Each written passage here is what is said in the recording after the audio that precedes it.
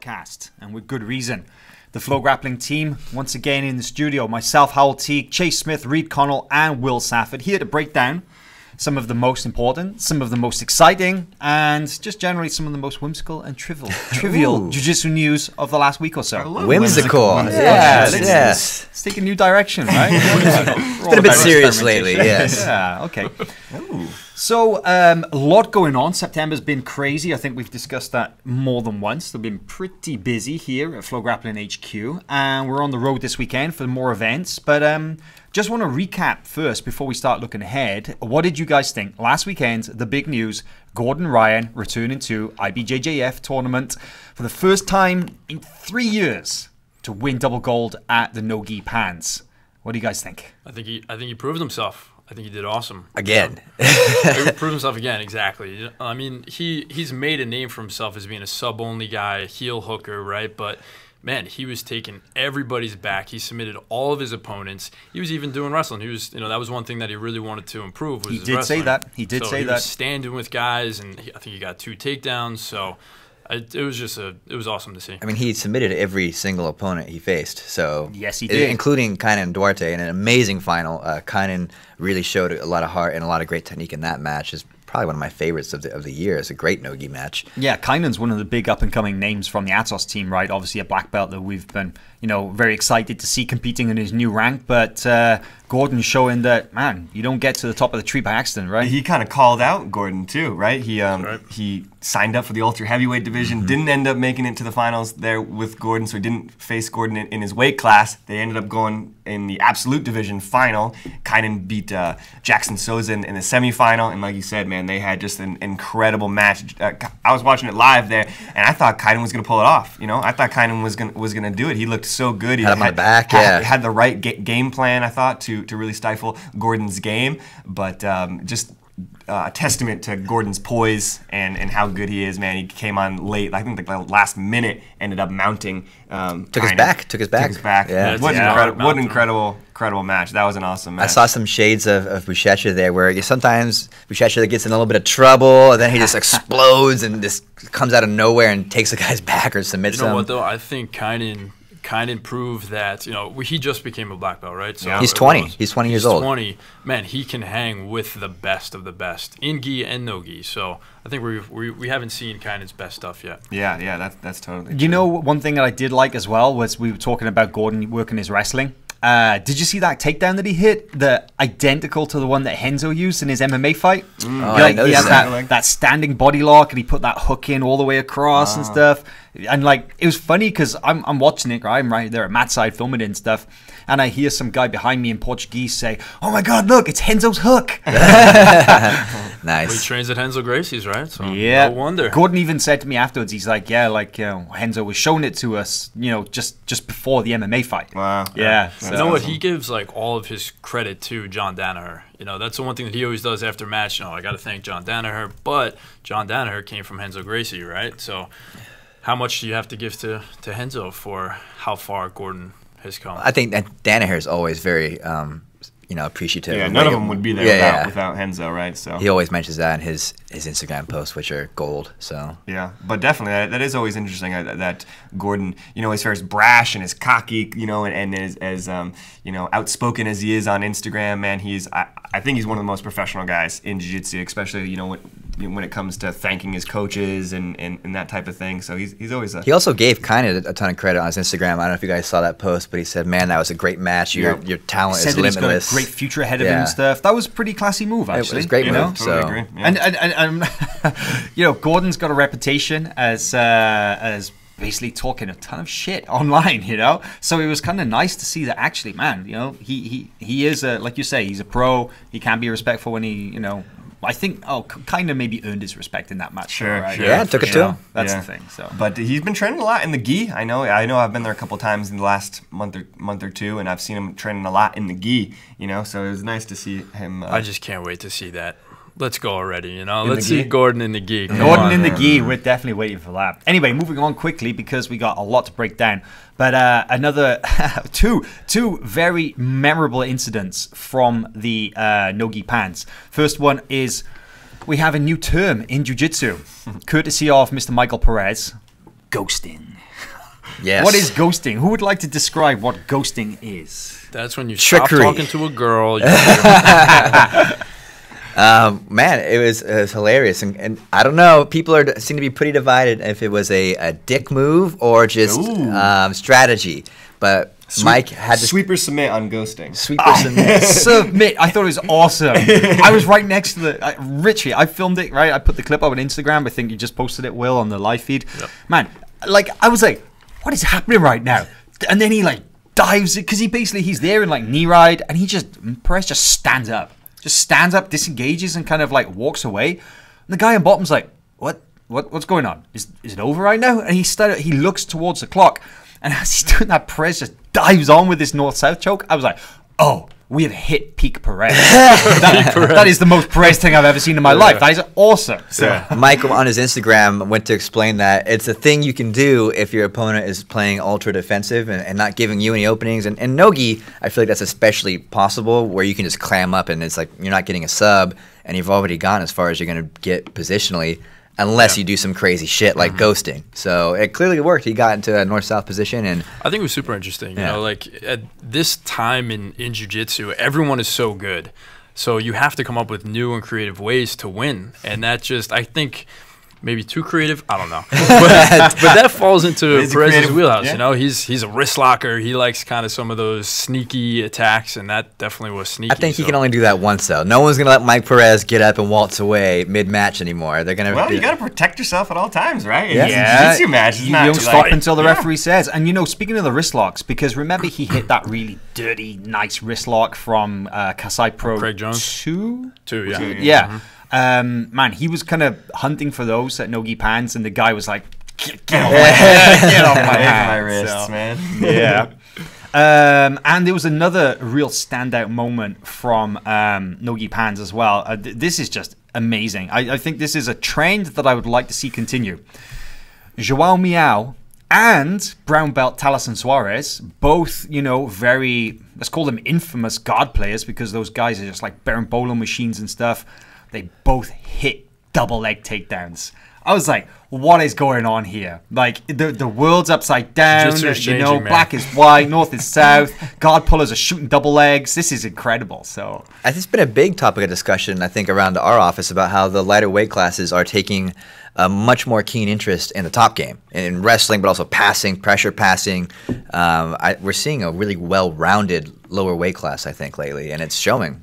I know when I went to for Kasai Pro 3, when I went to Unity, I saw a lot of those guys wrestling in the room. So I think we even have some content coming out later today with the Miyaos wrestling. So stay tuned for that one because it's just Miyao versus Miyao in a wrestling match only. And actually, see, I've experienced the Paulo Miyao takedown. I know how lethal it is, man. I know. It's legit. It's legit. Oh yeah, it's legit. Nice. You're a D1 wrestler too, right? No.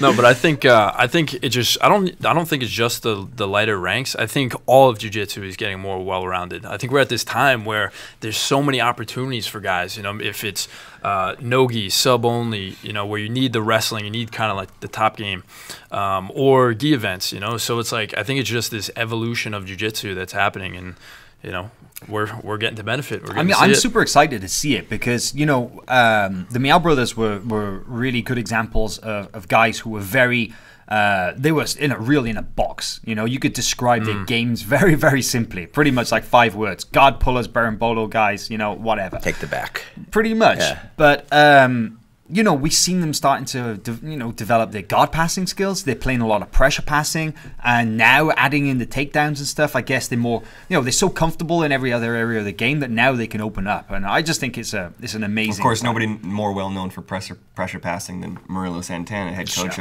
of Unity Jiu-Jitsu. So he's the perfect guy to learn, probably. They recently had a seminar that I wish I could have been at in New York. It was a Murilo Santana, I think Paulo or Joao Miyao pressure passing seminar, and that probably had some sweet details details of that. So. That sounds But fun. going back to Will's point, I do agree that, like, man, it did seem like a couple years ago, right? Like the factions of jiu-jitsu were so separate, you know, like they were so segregated in that, like, it was like these sub-only guys, these are the gi guys, you know, and it does feel like that we've funneled them all into, like, you know, more of like a one rule set thing now, where people are trying to be good at everything. People want to be good at sub only. People want to be good at points too, and so it feels like everybody's trying to do it. You know, if you want to get paid, you got to make yourself available. You got to be ready for anything. I think the money and just the rise of jiu-jitsu in general is the cause of that. Because look at the UFC. You know, back in the day, you were one dimensional. You were striker, style versus style. Now every guy is everything: a wrestler, striker, grappler, everything. So it's true. You don't see that many specialists operating at the highest levels in jiu-jitsu. Guys who are just good at one thing. You know, you got to be well-rounded. It's key, right? I think people kind of like. I think, you know, if you're on the scene for this long too, you get exposed. Like, man, if you're just doing this one, you're one dimensional. You're just doing this one thing. People are going to figure it out. You can shut it down. Yeah. Still, I don't think anybody really figured out how to kill that Berimbolo game from those two. That's true. You know, I always used to say that, you know, if people had criticisms over the Berimbolo game, and, you know, the Miyao brothers are two excellent examples that people would refer to negatively about the Berimbolo game. But they were by no means the only people out there doing it. You know, there were a ton of guys using the amazing De La Riva Berimbolo game, very, very intricate leg fighting game, and it became part of the meta game, right? It became a part of the thing that everybody is doing all the way down to like blue belts. It's a standard. But they were always used as like the scapegoats. Killing jiu-jitsu, these guys and stuff. But my comeback was always, man, you got a problem with it? Deal with it. Beat it, shut it down, stop them doing it, beat them at that game, and show what you want jiu-jitsu to be. And, you know, I guess that did eventually change, but still, it's an ongoing process. So what I kind of like about the interview that you did with Gianni the other day, where he was talking about, like, man, I didn't want to be on my butt. I didn't want to do this butt scooting double guard pull anymore. And he was like, man, I just decided to come up. I'm going to be a top guy. And that's what he did. Yeah. So he made the change. We've been talking about this as well, right? But I've been really excited as well we mentioned the pressure passing from the Unity Jiu-Jitsu guys, and obviously that's definitely a big influence from Murillo Santana. But it's kind of, we're seeing a lot of the lighter weight guys playing a very tight passing game nowadays. And I think that's a direct result of the fact that what's the best way to shut down that whole game is, you know, stay on your knees. Don't come up on one, you know, with one leg forward like a lot of guys like to pass, you know, just stay down, heavy, tight. And now we're seeing guys of, 130 pounds pressure passing, and they look monstrous. So I think some of those guys maybe gotten burned, right? Like that game is such a 50-50 game a lot of times. You know, it can go either way a lot of times. And it's like, you know, like we're here to pass the guard, right? So like, let's try to do it. Yeah, absolutely. Well, got a lot of stuff to break down, a lot of stuff to discuss. One thing I want to ask you guys a question. So the Andre Galvao, King of Mats, Abu Dhabi documentary, episode 1 dropped yesterday. Episode 1 dropped today. 2. What you guys? Sorry, episode 2 dropped today. What do you guys think? It's one of my favorite Flow films we've ever done. Right, I agree. Because a lot of time we try and bank on a guy winning. You know, we're gonna do this project. We have a documentary, and we hope he gets gold, and everyone's happy. But there's a serious story arc here because Andre did not win King of Mats in Abu Dhabi, and he actually ended up retiring. So for us, it's this monumental moment in jiu-jitsu, right? Like Andre Galvao, one of the greatest of all time, is done with competitive jiu-jitsu. That was the end of an era. That was a shock, you know. So basically, I'm you know, Andre loses his second match at King of Mats, and he's out of the tournament, doesn't make it through to the finals, and you know, we're sort of like kind of figuring out, man, what does that mean, like, you know, for our documentary, for our film? We weren't thinking bigger picture, right? Because how often do jiu-jitsu guys lose? All the time is the answer, right? People pick themselves up, they dust themselves off, and they go on back onto the next one. Obviously, when somebody like Andre loses, it's a little more significant, right? Because he's such a big name, rarely loses. The guy's accomplished so much, so him losing is big news. But we're kind of trying to figure out, man, what does this mean for our documentary? How are we going to change the story and stuff? And then he just turns to me backstage, and he just straight up retires on camera. He's like, you know, I'm not saying this because I'm emotional. You know, I'm not saying this because my feelings are hurt. You know, I've been thinking about it for a while. I've got my ADCC super fight next year. I'm going to do it. But other than that, I'm done. And we were just like, wait. What was that like to hear those what- words in real time? Shocking, man. I kind of like, there was a sense of disbelief. I'm kind of processing it, thinking, wait, did Andre Galvao just retire right now? Like, what am I actually witnessing this moment? Because of all the people in the sport who have accomplished so much, 5-time world champion, I think, how many times? I can't even 5-time ADCC with the 3-time super fight There winner. you go. I lost count of the amount of accomplishments he's got, you know? I think 3-time world pro winner as well. So when that moment happened, I was literally I was stunned, absolutely stunned. And even though he says that it didn't come from like an emotional reason, it wasn't like I'm upset, so I'm done, I'm retiring. You could see it was a very heartfelt moment, and I think anybody who watches the documentary will agree. It's powerful It's stuff. clear that it was definitely something that was weighing on Andre. It seemed like for I don't know how long, but it definitely looked like a long time. Obviously the way he's built up Atos in the last couple of years. I remember when I interviewed him in like 2015 at Nogi Worlds, and I remember talking to him about Atos being a young team and being like a new kind of up and coming team that's trying to make their mark. And now look at Atos.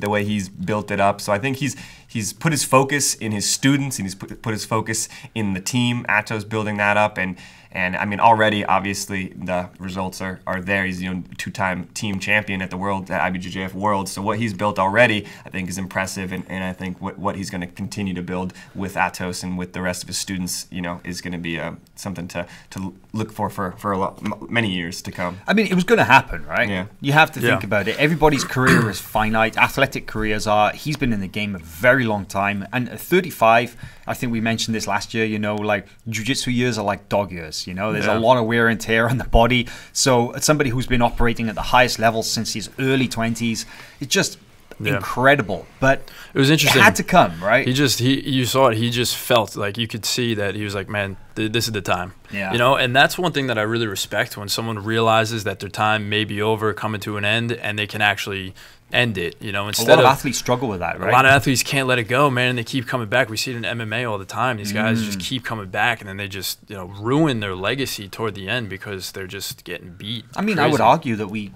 maybe a little less so, because with the availability of Masters tournaments and maybe the ability to pick and choose super fights as well, guys can compete at say a reduced level longer, right? Well, the consequences are less severe than MMA. Sure, but I mean, there are avenues for veterans to continue competing. But I definitely think there are some guys, competing in the adult divisions who are potentially past their prime. And sometimes you think, man, I have fond memories of you, competing as like this young, aggressive, like dynamic guy, and to see people change, and it's a natural consequence of aging, but to see them change as athletes and as, you kind of think, yeah, maybe I'd like to see you against some other old guys and not necessarily with the young guns. That's how good winning feels, huh? Like that's how good chasing that glory. That glory feels, man. There's just nothing else like it, right? That's what Andre does so well, or this film kind of depicts so well, is the transition of Andre's time to now, like you were saying, Atos, and Kynan was there. He was still a brown belt at the time.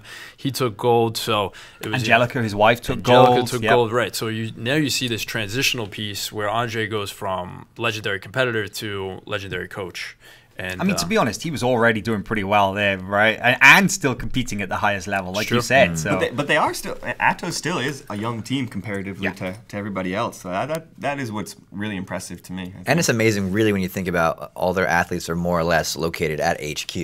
Like they have Bianca Basilio and Leo Lara. They're down at Almeida Jiu-Jitsu in Brazil, but I think most of the team is in San Diego in that room, which is sort of amazing that they're winning the team title right there. And one thing we know about Andre is that he's on the mats every day training with those guys. That dude's an animal. Setting an example. That's what he does best. His Instagram, it blows me away daily, because you'll see his morning workout, then he's coaching, then he's resting, then he's hanging out with his daughter, then he's lifting, then he's coaching. It's like, my God, this guy is just a beast. Like, yeah, absolutely. But he's got one fight left, right? Yeah, he's not even 2019 ADCC super fight, which is not that far away anymore. Yeah, less than a calendar year, maybe. So right. September I know that Andre and Felipe have a bit of a history between them. A little back and forth there. Yeah, a little back and forth. So I don't know what the state of it is these days, but that's a good match.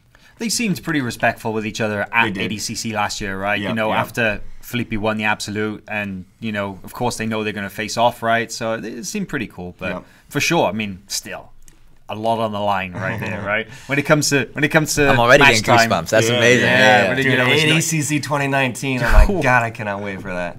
It's gonna be so fun. Well, speaking of events to look forward to, we got a couple of big events this weekend, actually. Let's dive in. We're talking about, obviously, the documentary was filmed in Abu Dhabi at the World Pro when they ran the King of Mats tournament for the first time. So this weekend, we have the Abu Dhabi Grand Slam Los Angeles, and in the same venue, the following day, the King of Mats returns for a heavyweight bracket. 10 of the top black belts in the world signed up for that. First of all, let's discuss the Grand Slam really quick. So I hear there are some big name purple belts signed up to compete, right? Some super jacked, some killers, super nasty. Yeah. But no, hats off to you guys though, going in there with. So if you haven't figured it out, Chase and Reed are competing. Yeah. So what's the deal, guys? What prompted that move? Man, we love to compete when we can, and it's always a gamble. You know, we're there to cover, we're there to work, and so you never really know how the schedule's going to work out. But the UAE thought of us, and they put all the black belts first, and then had some masters divisions. Which that was just for you, by the way. Yeah, exactly. You know, pull some strings, but it's always a pleasure to compete at a UAE JJF event because they're super organized, professional. You're walking on felt carpet. It feels like. I mean, it's just a different sort of experience. And of course. And there's some money on the give line. out that cash money prices. Give out that. Yeah, that's why you're in for it, huh? That's why I'm here. That's the only reason why I'm competing. So get that grand prize. He's got to take out Connor DeAngelis though. That's the way the brackets have fallen out. No easy division. What is it for purple belts? I forget. What's the price? Is that $500? I think it's 600 for first place. 600? I think it's 600. That's not bad. What are you gonna do with it? What are you gonna do with the money, Reed? I don't know. I don't think I'm allowed to say on the podcast what I'm gonna do with the money, but. But the Grand Slam, it definitely looks a lot of fun. It's a one-day tournament, 7 mats. The level, man, the divisions aren't huge, but the level is really, really high. We were looking through the brackets quickly earlier there, right? And the black belt brackets in particular, god damn, there's some crazy first-round matches to expect. But, you know, some of the way that the brackets have been loaded as well doesn't really... doesn't make it easy to give any hard predictions. And one particular bracket that I have to pull up and mention is the 69 kilo black belt division. So on one side of the bracket, you've got, ready, Pablo Mantovani, Rafael Mansour, and Gianni Grippo. And then on the other side of the bracket, you got Kennedy Maciel and Paulo Miyao. What? I mean, damn. That's insane. Right? Kennedy's biggest tournament at black belt to date. Likely seeing Paulo in the semis, so a lot on the line right there. A lot, yeah. I mean, Gianni's first match is most likely going to be against Rafael Mansour, who he lost to in the final of Brazilian Nationals. That's so, right. you know, that's a nice little score. It's a close match, too. It's super close, right? Really tough. Super tough. Rafael Mansour, he's from NS Brotherhood, right? He's from Leandro Lowe's team. Super underrated. Like, very, very, you know, just flies under the radar. People sleep on him all the time. Guy's an absolute killer. He doesn't say a lot, even in the interview and stuff. Like the guys, remember when we interviewed him in Brazil earlier this year, Will? Even the guys in the gym were joking, saying that, like, you know, you're so shy, you know. He like, seems very stoic to me, you know. He's just very, like, yeah. you know, he's got one focus, and that's to go out there and F some dudes up on the mat. Yeah, absolutely. And then Pablo Mantovani as well is, you know, he's likely to meet the winner of that match in the semi-final. And god damn, I mean, that in itself right there, like, you know, Pablo's like an up and comer. Thiago Macedo is on that side of the bracket as well. They're just like stacked, man. There's like so many tough One thing guys. I love about the Abu Dhabi Grand Slam too is that they have to fight for third place. Yeah, there's a repechage. So regardless of who makes it to the final, we're still going to see an awesome fight for third. I'm a huge fan of that. I know some guys don't like the fact that, you know, you have to go back into the bracket and fight a couple of times to get into the third place match. But I would much rather see a decisive match for a third place spot on the podium than just like 2 consolation prizes for losing in the semi-final. You know? At the very least, even if it's not a repechage, I would like to see the 2 losers in the semi-finals fight for third place. Yep. But the repechage is kind of cool because maybe a guy that you like goes out, like, you know, like after 2 matches, but he comes back and he has like another 3 matches. You get to see him in action again. That's kind of cool for me. Definitely. As a spectator, it's awesome. As a competitor, you got a long day. More matches. That's a lot of work. Good thing they're only 6-minute matches. It's almost harder to win third than gold. You have to win more matches. Potentially. But that's what the Grand Slam, man, especially it's in Southern California, you know? It's like the mecca of jiu-jitsu. So it's like every one of these divisions, everyone from blue to black is pretty stacked, man. Like, it's like all the teams that are going to be there, you know, it's the mecca of jiu-jitsu, right? In terms of, yeah, sorry, go ahead. Yeah, it's just the biggest place, one of the biggest places in the world, right, to hold a tournament. So I think it's going to be stacked all the way through, all weekend. It's going to be crazy. Going to be some good matches. In terms of talent, for me, it's second only to the World Pro. Because, you know, the World Pro, you've got all the top guys in the world coming in, you know, flying into Abu Dhabi for the biggest event of the year on their calendar. The other Grand Slams, like Tokyo, Rio, London, Abu Dhabi, yeah, sure, they're tough. But, you know, LA, they're just a short drive away, right? All these guys in Southern California, so yeah. It's where most of the professional full-time athletes are located. Like Rio, you see a lot of the local guys that are super tough and some big names, but a lot of them aren't able to do full-time jiu-jitsu. Where in LA, if you want to be competitive as a black belt, you're pretty much, that's all you're doing. Well, even at the Rio Grand Slam, one thing we noticed that the majority of guys who were winning and dominating at the Rio Grand Slam, they're all from Sao Paulo. Yeah. They're just driving up. It's like a 6-hour drive, but they all come up from Sao Paulo. And, you know. You know what's interesting, though, is it seems like a lot of guys are actually flying in for this one. Like you said, Rafael Mentor, Leo Lara, right? Jackson Souza's in Adam town. Warzinski's coming from Poland. Rankings maybe has got to be a consideration, right? Because you need to be ranked in the UAE JJF to qualify for World Pro. I mean, there's a cash prize for the winner as well, which I'm sure sweetens the deal. But maybe these guys are already planning ahead for World Pro next year. Let's hope. I'm sure the rankings race is a huge thing. I mean, 25 grand is a big deal. Ooh, speaking of the rankings race, one guy that we didn't mention because, you know, we're focusing on the adult divisions here. But if you look at the Masters divisions, Marcos Tinoco is signed up at Masters 1. Really? Yeah. What is that guy doing? I was like, yeah, he told me last week, he's like, yeah, I'm going to go to Grand Slam. And I was like, wait, what? I was like, Masters 1? Just beat up a bunch of Masters he guys? basically just turned 30, right? And he's like, yeah, man, because I can go for the ranking prize. And the For Master 1? Yeah. They still have a They prize. Do for have Masters. ranking, and it's like 5-figure sum. It's a good, smart man right there. Yeah. You gotta get smart. paid. I wonder like who that. won it last year. I don't even know. Masters 1, I forget actually, but Was I it mean, still, Pablo Silva? I don't know if it was. Maybe, yeah. potentially he was right up Anyway. there. Yeah. What time do purple belts go, Chase? We, I believe purple belts begin around 1:30, 1:45 in the afternoon. It's after the black belts have all finished their finals, so Stick around. keep an eye out. After the black belt. Awesome. So stick around indeed, because the following day is Yeah. the King of Mats. Okay, and the King of Mats is looking to be one of the biggest tournaments of this quarter, of this half of the year. Right? Definitely. 10 of the biggest names. Do you want to run through who we got, Will? Who we can expect? Yeah. So we've got Herbert Santos, which is insane. Dibs. Gabriel Arges is competing up with the heavyweights. I mean, he's usually a middleweight, right? Yep. So Correct. he's up with the World heavyweights. champion. I think that's insane, by the way. I mean, the balls on that guy, right? To get in there with guys like Evangelista and Herbert. That's how he made heavyweight, dude. You saw him working out on the beach. He's getting ready for those heavyweights. Yep. Gutenberg Pereira, who just took the gold in the Tokyo Grand Slam, had an awesome performance there. He was just beating everyone like crazy. Hudson Mateus also just won Tokyo Grand Slam. Jackson Souza, Ricardo Evangelista, Adam Wardzinski, Tanner Rice, Alexandro Sassoni. He's a 2009. He won the World Pro. And then Gerard Lubinsky.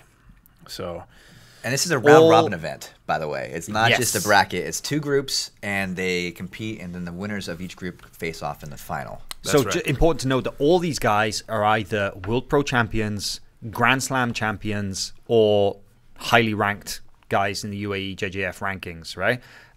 So, you know, you don't get there by accident. You have to be invited. And even, you know, it's not just an invitation based on, oh, we think you're good. No, you have to prove that you're good. Right. You have to prove that you're worth being there. So that's pretty cool. one thing I love about this lineup is that there's not one person to me that just stands out like, oh, he's going to win. You know, like we say Herberth, like, you know, he's dominant, but we were talking about this earlier. Herberth has got to be on. You know, if Herbert's not having an on day, then he won't go very It's deep. going to be a long day because he's got a lot of matches. But anybody, there's so many good guys. I mean, Tanner Rice does really well. He did really well at the first King of Mats in I'm super Abu excited to Dhabi. see Hudson, actually. I Oh, think yeah. Hudson Mateus, Hudson's man, it's might just- surprise some people. Gutenberg is just a freak. You know, Gerard Lubinsky, that guy's literally a freak of nature. He's just looks like a superhero. Yeah. I'm just waiting, man. I'm just waiting for Adam Wardzinski to have that huge breakout moment because he is primed for it, and this could absolutely be it. And he's one of the most active competitors out there, dude. He's all over the place. I don't know how he gets the travel. Let's just run through the groups real quick as well, because you mentioned Adam. I mean, no easy route there to the final because he's got Gutenberg, Pereira, Gabriel Arges, Tanner Rice, and Ricardo Evangelista. That's the first group. That's Group A. That's the Adams, and then in Group B, you got Urbeth, Gerard Lubinsky, Jackson Souza, Alexandro Sconi, and Hudson Mateus. That is just, man. They're both like They're both crazy. There's no easy path to. So, to like you said, no like elimination or anything. It's a round robin, so everybody fights everybody, and then the top 2 guys from each group go through, with the winner of Group A fighting the loser, the second place of Group B, and vice versa. And then those are the semifinals going to and then the loser of the semifinals fights for third place. A lot of money on the line, a lot of. Man, the stakes are just so high. What I love about this event too is the presentation, right? So it's going to be on one mat. It's just going to be one long 3.5, 4 hour show. It's going to be like super high production value. I cannot wait just as a spectator. I'll be working it, but I'm also going to be watching this play out over several hours. It's going to be amazing. Yeah, it will. I'm super stoked for that. And if Adam Wardzinski and Jackson Souza are both on checkmate, right? If they end up facing each other, they have to fight. They have to fight. Yeah, that's true. UAJJF do not allow closeouts. Teammates, doesn't matter. Gutenberg and Definitely Evangelista will have to fight. They've both got the GF team connection. They'll have to go against each other. So that's true. They're in the same group as well. That's tough, huh? So, but man, a lot of fun. And speaking of teams, we got a brand new event coming to FloGrappling. That's this weekend. It's called Subversive, and it's featuring a really interesting concept. 4 teams are going to be entering 5 guys each, and they're going to be facing off. Similar style, 1 mat pro show, and it's got Carlson Gracie versus CSW Combat Submission Wrestling versus Team Lloyd Irvin versus 10th Planet. Wow. So, what are we expecting from Subversive? Dude, team grappling. We've never done it on FloGrappling before. I love the idea of team grappling. And especially in jiu-jitsu, right? These teams are so. They love to rep the teams, right? It's such a big part. It's so tribal in jiu-jitsu. So I think this is like the perfect event for jiu-jitsu guys because especially all those teams really. The 10th Planet reps the 10th Planet team so hard, and Carlson Gracie as well, and as well as Team Lloyd Irvin. Those 3 teams might be like the top 3 teams. Plus CSW's got a little bit of a chip on the shoulder. They got that kind of catch wrestling, like we're better than jiu-jitsu vibe, maybe. Yeah, we don't see that too often. So, I mean, I think it's the perfect, amalgamation of those teams in the format. It's this. So it's EBI rules as well. So there's a definitive winner in each match, and I think they just tally up who wins. There's 5 guys on a team, so the team with more wins advances to the final. And so it's actually, I believe, it is 10th Planet versus CSW first and TLI. No, it's 10th Planet versus Carlson Gracie. Okay. Yeah. And CSW versus TLI. And I mean, some of the names that have been put forward, like these teams are sending out their heavy hitters. The 10th Planet team, Gio Martinez, PJ Barch, Richie Martinez, Kyle Bohm, Liz Carmouche. Damn, it's a pretty deep squad. Liz Carmouche, of course, the UFC contender. Yep. And then TLI are sending Jason Suarez, Angelo Claiborne, DJ Jackson, Tim Spriggs, and Niger Easton. So another incredible lineup. They're not taking this lightly, right? They're sending no, it's not the B squad. Right. It's definitely not. So obviously we can't pick the overall winners right now. There's a lot of factors going on right there, but I'm kind of excited to see somebody like Tim Spriggs go up against one of the 10th Planet guys, or Gio Martinez take on one of the guys from Combat Submission Wrestling. It's such an intriguing concept, right? 100. No, it's so crazy because like we're going from that morning, earlier that day, we're going from the Grand Slam, which is like gi, kind of traditional points and stuff, and then we're going across town to this no-gi sub-only event. It's a big day for FloGrappling. That event's going to be mayhem. That event's going to be crazy. If you're out in Southern California, definitely I would suggest going to Subversive. There's also if you're not, it's live on FloGrappling. FloGrappling. There's also 13 super fights. It's run by the Seth from undercard, Fight yeah. to Win, so it's going to have the Fight to Win vibe, Fight to Win stage. A couple good names on that undercard, too, Marvin right? Castell's on that, Cole Franson. We have Jeremiah Vance, the submission wizard / brutal master. Real master. Yeah, I like that. He hit another one at Nogi Pans. You guys saw that, right? Oh, yeah. Is it? I'm not even sure. Yeah. It was like a double arm lock, Kimura on one arm, armbar on the other. Man, it's just. I'm not sure what he actually tapped to. I was like, what? You tapped? What? General pain. Yeah. But it's going to be a great night of Yeah, grappling. I love that. I love that event. I'm super looking forward to it. So after Grand Slam, we'll go straight there, right? We'll just drive straight. Take a shower, wash off that ringworm maybe, and then head over to Bring your gold Subversive. medal over. yeah. Where you're in Not the car, taking it off, yeah. Just dry yourself off by fanning yourself with dollar bills. Gold cash. Start making bets in the audience. Who's going to win? Man, well, a lot of events coming up. Man, like the match archive library on FloGrappling.com, especially from the matches from last weekend, is just firing. I definitely suggest you go back and you check that out. And this weekend, there's definitely going to be a lot of matches to catch up on. We'll be doing our best to highlight some of the best action from over that 3 events in 2 days. It's going to be a lot of jiu-jitsu, but. Just taking a slightly different direction, let's talk about some of the current affairs and some of the news that's going on in the jiu-jitsu world right now. I guess back to the whimsical news. The whimsical news. It hasn't been whimsical yet. Yeah. I guess one of the biggest topics that people have been talking about this last week or so was the fact that Eddie Cummings was sighted training at Unity Jiu-Jitsu Gym. And we mentioned Unity there, Murilo Santana, home of the Miyao brothers, Taliesin Suarez, and all the color belt killers. Renzo Gracie was the team of choice for Eddie Cummings, right? From blue belt through black belt. He was one of the foremost members of the Danaher Death Squad. Yeah.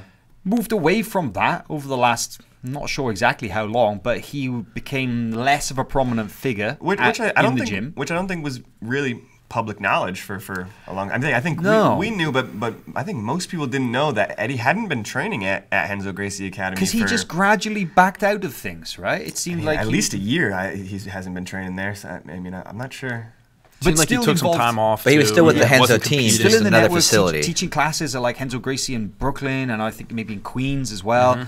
But man, for him to be cited at Unity and for him to confirm after the rumors started twirling that he is now training at Unity, that's big fucking news. Yeah. Right? Definitely. I mean, just obviously he has such a big connection with Renzo Gracie, and like you said, kind of one of the founding members, one of the members that popularized the Danaher Death Squad, one of the members that popularized the leg lock system. Yeah, the whole leg lock system. He was one of the first guys who was out there consistently submitting people with heel hooks and things like that. So I think when people think of Eddie Cummings, like they really do pair him and John Danaher, him and Renzo Gracie together. So that's why it is so surprising that such like an integral member of the Danaher Death Squad of the Renzo Gracie Academy is not there anymore. You know, when and a lot of the other guys are still there, but he left and went to Unity, which is now Crosstown rival. Yeah, which is just right across the street, basically. like 5 blocks yeah, it's away. like Yeah, a couple blocks away. Yeah. If you're going to go to a different school in the same city, I think Unity has to be the place. It's in their Does it? name. Well, there's plenty of jiu-jitsu to choose Marcelo from. was essential. because I mean, I'm Shaolin's, pretty sure the whole idea behind Unity is that it's like no politics, no flags. I mean, it's got that Cicero Costa background, right? But we've seen they've already taken in other people in their doors. I think that's Munchie, Dylan Dennis is 2 great examples, came from Marcelo's, right? exactly right. So I think that's a great place for him. Plus, I mean, that room is so diverse. There's so many different types of games going in. Now you've got add the leg attack game to those guys. I think Unity just stepped it up. It's a notch. right in time for ADCC season as well, so I think it'll be beneficial for everyone in the room. Well, that's one of the most interesting parts about it, right? Is that ADCC is coming up, and you have to think that played into his decision because that he's probably going to have to do the trials again, right? Oh, definitely. No, he will. So he'll have to do the trials again. And he might have to face Paulo. So 66 kilos. Well, do you think No. Paulo will have to do the trials again? Potentially, but if they do go into get the invited. trials, then Paulo goes to the Brazilian trials. Because it's based on yes, nationality that's true, and that's true, region, yes, right? yeah. So they wouldn't necessarily face each other in the trials, but at Worlds. potentially, what Worlds, yeah. happens, like, apparently, and I don't want to put words in Eddie's mouth, but this is what I've heard from talking to people with pretty good knowledge of the situation, is one of the factors that influenced his decision to leave was the fact that he wasn't comfortable training in the same room as what he considered to be his competition. That there's a rotating cast of characters coming through coming through the Renzo Gracie gym, because it's such a hub in New York, and there are always guys coming through, and not always those guys aren't always like on the same team, right? They receive a lot of visitors there, but apparently there were concerns that he'd have to fight for his spot amongst other people on the team as well, a lot of featherweights and stuff. And he's not the only one. Talking about guys like Ethan Kralinston, guys Oliver like Taza, even Nicky Ryan, a lot of lightweight Frank guys. Rosenthal too. And, John Callistine was also one of those guys who moved away from training at the main Renzo Gracie's for the same reason. Right? He didn't want to train. He was quite open about this personally. He was more open, because Eddie Cummings is not an open character. He's a very private individual. He doesn't really post a lot on social media. When he does, it's very vague. He doesn't engage. And even if you speak to him, he doesn't really like to give too much away. He likes to let the jiu-jitsu do the talking, right?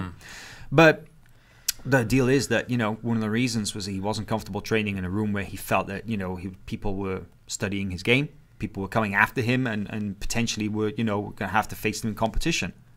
So, with all that in mind, what the hell? Unity, man, because you could potentially, you're training now with the Miyao brothers and a bunch of other guys. It's exactly the same situation. That's no? true. I don't know. I'm not saying it is or it isn't, but it seems... Maybe there's I don't know, expected lifetime, shelf life of this relationship. Maybe he's there for a few months, just potentially figuring out his next move, and because you got to get the invite, right? You got to win the trials to get to the next step. So why even worry about ADCC Worlds until you can get until you're in? Until you can get one step at a time, right? Yeah, because maybe that's the thought process. Murillo, as we have said in the past, is just like one of the coolest guys, and as you said, Will, they're totally open to anybody coming down and training. It's really no politics vibe at that gym. And they're all about, their motto is hard work by good people. And I like that, because that is really, they also eschew the social media drama and the gossip and stuff. And they're just like, man, just get on the mat, train, compete, win. That's what matters. And I'm sure Eddie vibes well with that, right? But, I spoke to Murillo last week, and he was just very cool about it, as you'd expect. He was just like, man, Eddie's welcome, man. I just told him it can't be a secret. If you're going to train here, you got to be open about it, and just don't try and hide it. Don't try and go behind anybody's back. But didn't say any more than that. Didn't say that that's his big move. It's definitely going to rep Unity and stuff. Who knows what the future? And they posted. What kind of set it off, right? Was he posted a picture with Manchakera, Munch, and those guys had a rivalry. They fought ADCC rules fight. Gotcha. Yeah. So I think the other thing crazier than that would have been if it was a picture with Dylan. Him and Dylan, I'm sure it's coming, right? But Dylan's in they'll see each other. Yeah. I'd say a rivalry though between Munchie and Eddie Cummings. Actually, they were always super cool with each other. Sure. Munchie's super chill guy, so they're teams anyway. Eddie basically lived very, very close to Marcelo's gym, and when Munchie would go and train at Marcelo's, they would literally cross each other on the street every single day. Wow. Every single day. It'd be like, what's up, man? That's what they all say. That Dylan says he still walks by Marcelo Garcia. He lives on the super street. Close, right? Yeah. He still walks by him.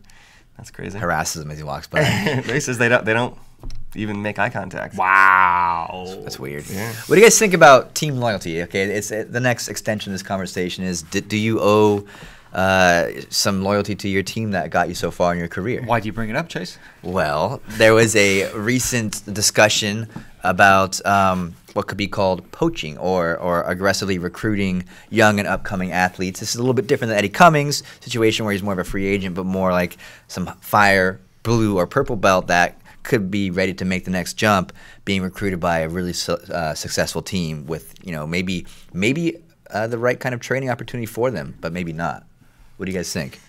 Yeah, it's a tough happening. one. I think that's the first thing we need to confirm. Well, it's right absolutely here. happening. It's absolutely happening. Like, there are multiple teams out there who are definitely, looking at up and coming talent, specifically colored belts, rather than trying to go after established black belts, and they're straight up, offering them opportunities to join their team.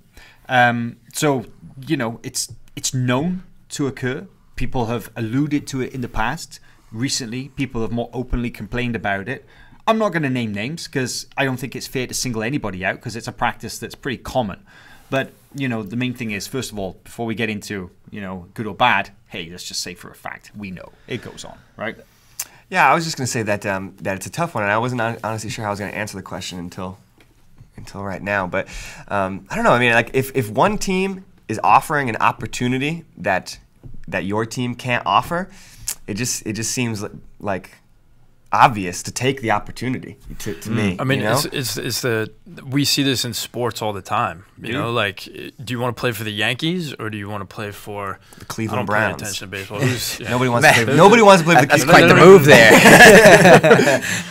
there. So it's like, and I think it just speaks to the evolution of the sport as well. Like, it's growing now. You can have like a legit career, a legit future if you get with the right squad. You have the right people around you. Hey, just a little point there. You mentioned a perfect example of high-level sports, soccer, football, whatever it might be. People will, sign a contract and they'll go from one team to another, right? It happens a lot. But it doesn't make it any less emotionally charged, right? Because you literally have fans burning jerseys. Dude, right? LeBron's in the Lakers now, man. Yeah. They'll burn their jerseys after a guy has deserted their team, and it's like it's such a tribal thing. You mentioned tribal earlier, right? Same thing. So of course, passions are going to be high about this. I kind of think I'm leaning more towards how you feel about this, Reed. I think, especially if there's a guy who's maybe from a smaller team and they are working their way up through the ranks and they show some promise. It's an opportunity, a huge opportunity. If somebody reaches out to you, a world-class team reaches out to you and offers you, say, sponsorship, accommodation, training with some of the best, toughest guys in the world, then if your goal is to become like a world-class jiu-jitsu guy, a world champion at any belt level, you'd have to consider that offer seriously. I've said this before, jiu-jitsu is an individual sport. We train with a team, right? But everyone remembers your name. They remember Andre Galvao. They remember Buchecha, right? Of course, they know what team they're on, but when you go down in the history books, it's all about your name, what you did as an individual. So to give yourself the best opportunity, I don't think is the worst thing. But it's not very acceptable in jiu-jitsu, right? Because like you said, there's a real culture of loyalty, right? Absolutely. And we talked a little bit about basketball and football and things, and I don't want to use I think maybe the best word, secular. Like people view those sports as professions. Like, you're a basketball player, but in jiu-jitsu, it's also a lifestyle, and a lot of people do it that don't have any intention of competing. So you have this like family vibe that I think maybe a lot of other sports don't have, and so you're leaving your family, I think, is the way some people that are more committed to this loyalty, criange sort of mentality. Ooh, family is a good word because especially for a lot of these athletes, and especially the coaches who talk about the athletes or being approached, that they often refer to their bond with their athletes in a familial way. I can imagine it being pretty devastating, right? To meet some kid when he's 10 years old, and bring him into your jiu-jitsu gym, and maybe he takes to it, and you kind of shepherd him along the way, and he starts winning some local tournaments, and you continue to shepherd his talent, and he starts winning some regional tournaments and things like that, and you think you kind of have something, and you've shepherded. Now he's 17, 18 years old, and so you've been shepherding him along this path of jiu-jitsu for 5, 7, 8 years or something like that, and then all of a sudden, because a bigger team like a AOJ or something like that comes out, and they can offer something that your original team can't offer. And so I can understand how that's like very frustrating, because you did spend a lot of time there, but it also just feels like it's just, at the end of the day, it feels kind of to me like it's just business a little bit, like that you can still have those relationships. I remember it reminds me of when that clip there of Isaac Bayens going up to his coach after the end. Fabio Andrade. Yeah. That was a good example of a promising competitor. I don't remember if Isaac was a blue or purple belt, but he came up from the same deal, from a very young age, under Fabio Andrade, who was Novo Miyao in Bangu, same team as Marcio Andre. And Isaac left at a blue or purple belt, and he went to Alliance. And it was a huge, huge deal. Like, the guys at Novo Miyao were pissed. And I'm sure Fabio, he didn't say much, but I'm sure he, felt the sting. Because we forged strong bonds on the mat.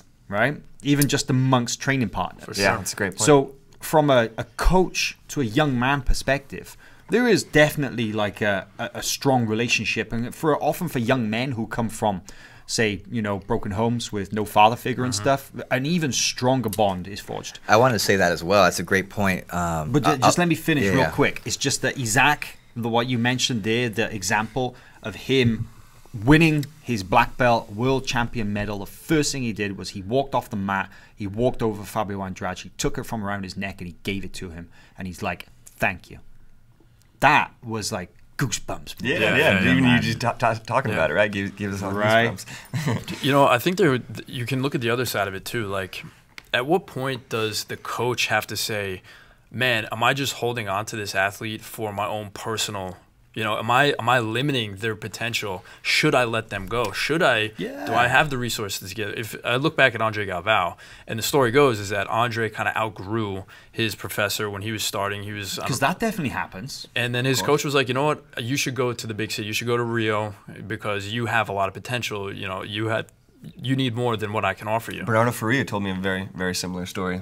That as well. I think Marcelo Garcia had a similar story too. That a lot of these guys will just be good, and they'll just be in a gym and they'll stand out. And if that guy does want to achieve and wants to get to the upper echelons of the sport, he can't do that by himself, right? You need a high level team with you, So, but man, no team, especially if they have even a semi-competitive team, nobody wants to suffer a talent drain either, right? I think at the end of the day, too, there could be the right way of recruiting and maybe a more insidious way.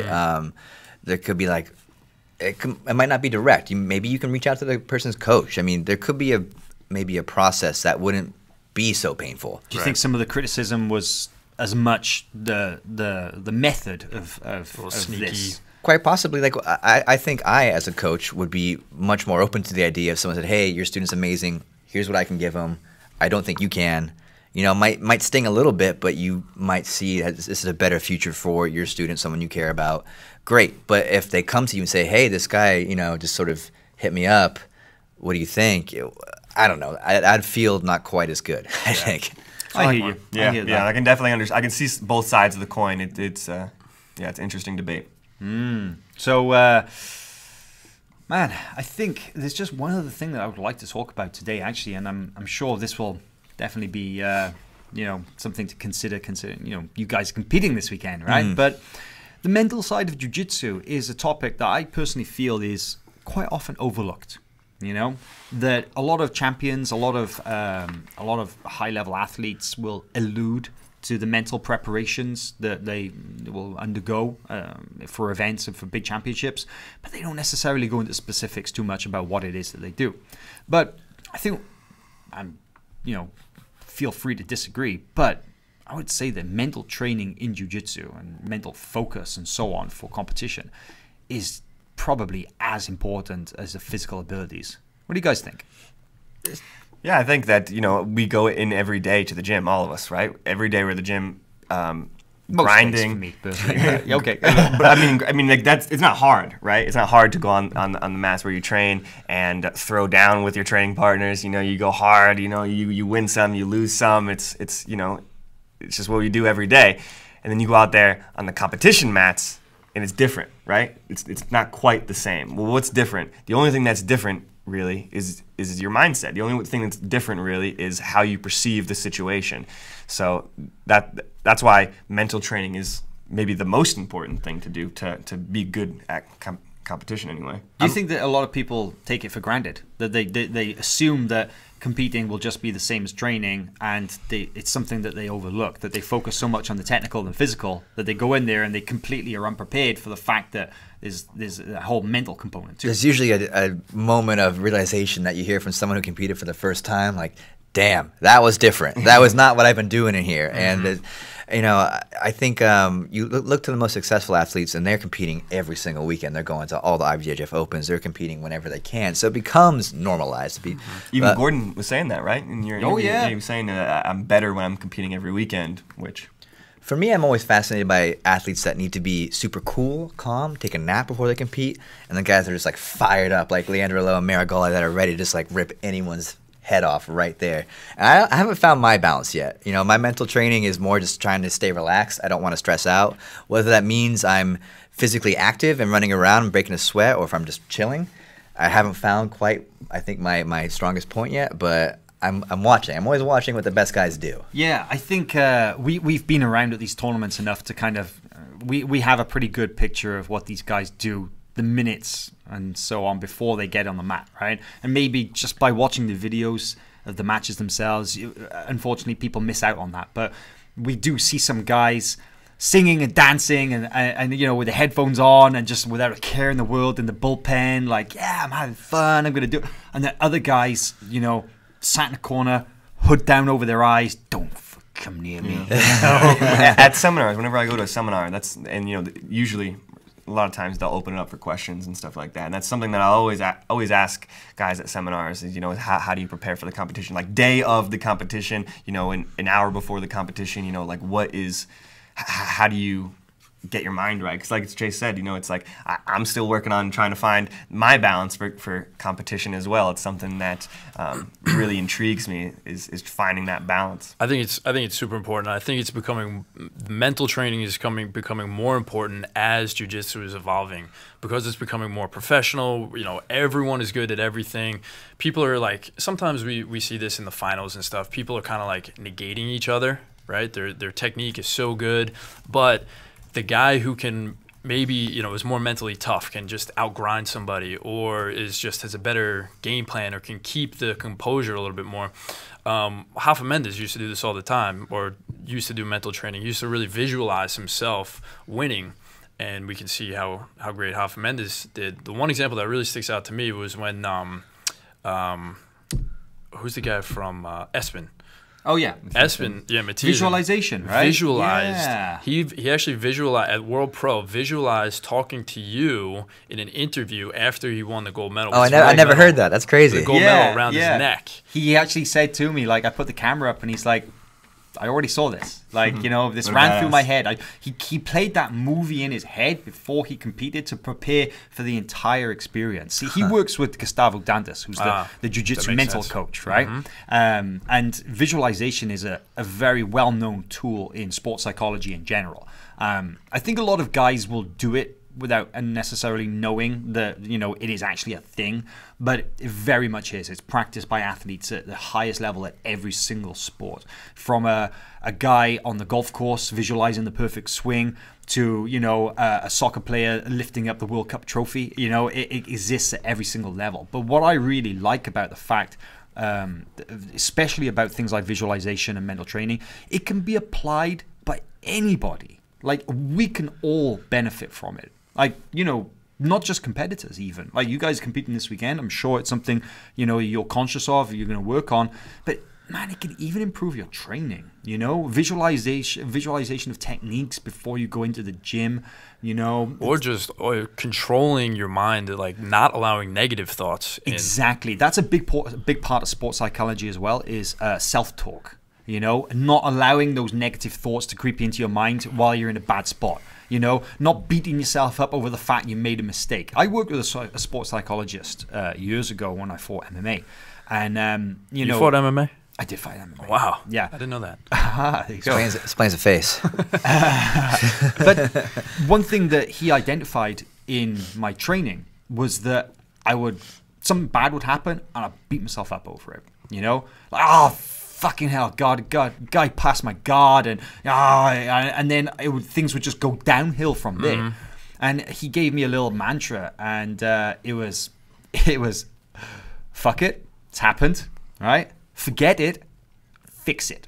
The 3 in that Fs. order. The 3 Fs, yeah. It was that. And it was a whole bunch of other stuff that we worked on as well.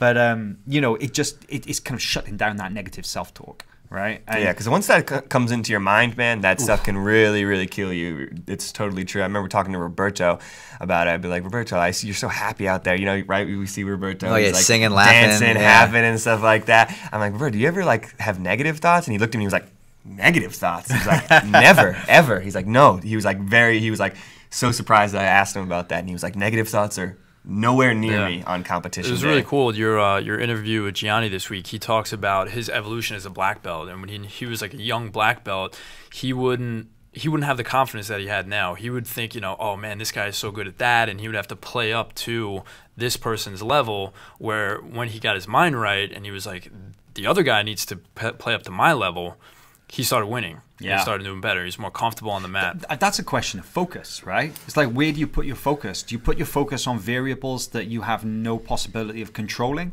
Or do you focus on yourself, which is the only thing that you have control 100%. over? You know? Yeah. I think that was an interesting point. And he, in that interview, he actually mentions as well working with a sports psychologist and some of the inspiration that he's taken from other athletes, like basketball, 3-point drills that LeBron, likes to or had to do. Like a coach put him through these mental drills and stuff, and how Gianni would kind of take inspiration from that, and then figure out how he could do a similar thing in a jiu-jitsu context. It's a huge area that I think is unexplored, and definitely has a lot to offer. You know who talks frequently about sports psychology and things like that is really good is Ben Askren. Yeah. He's somebody that I think wraps his mind around that stuff really, really well. He's always talking about sports psychology. And then Conor McGregor's coach, John Kavanagh, as well. Yeah. He's always talking about it too. So two guys who just, of course, the results speak for themselves, right? But then there's guys out there like Leandro Lo. He's just tough as nails to begin with. I don't think he has to do any mental. But that is a mentality, right? Yeah, it is, and I think this is one of Leandro's greatest strengths is his mind. But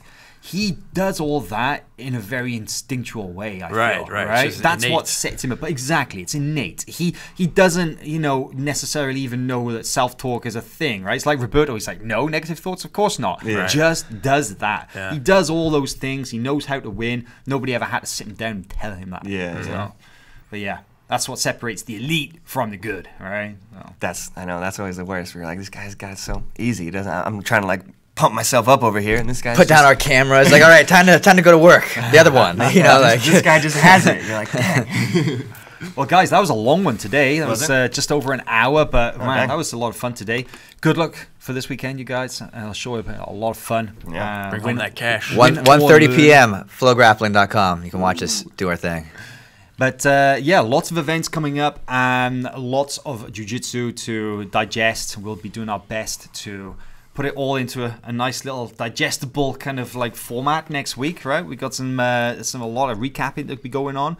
So stay tuned for more episodes of Fistful of Collars, and we'll see you next time.